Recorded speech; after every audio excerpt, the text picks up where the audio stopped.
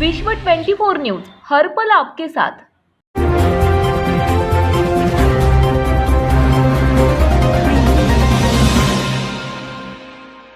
नमस्कार, आपण पाहत आहात विश्व 24 न्यूज।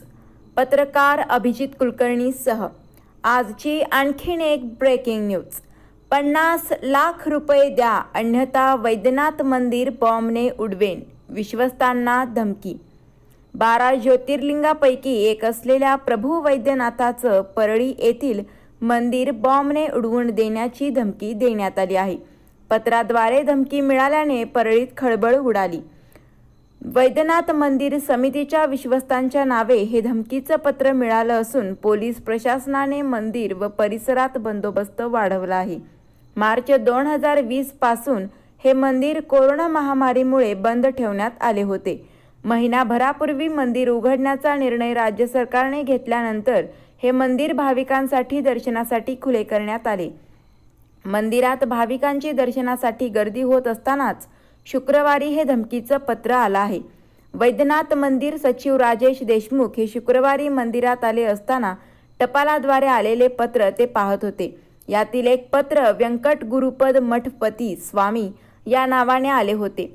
ते त्यांनी वाचून पाहिले आणि त्यांना धक्काच बसला। रतनसिंग रामसिंग दख्खणे राहणार काळेश्वर नगर, विष्णुपुरी, नांदेड या पत्त्यावरून हे पत्र आले असून सदरील पत्र शहर पोलिसांनी ताब्यात घेतले आहे। मंदिर व परिसरात मोठा पोलीस बंदोबस्त तैनात करण्यात आला आहे। 12 ज्योतिर्लिंगापैकी 5व्या क्रमांकाचे ज्योतिर्लिंग असलेल्या परळी येथील प्रभू वैद्यनाथ मंदिर समितीच्या विश्वस्तांना पत्र पाठवण्यात आलेलं आहे। आपण फार मोठ्या मंदिर संस्थांचे विश्वस्त आहात। आतापर्यंत आपल्या मंदिराला भरमसाठ देणगी रूपाने रक्कम मिळाली आहे। मी फार मोठा नामी गुंड, ड्रग माफिया व गावठी पिस्तूल धारक आहे। मला तातडीची गरज भागवण्यासाठी 50 लाख रुपयांची गरज आहे।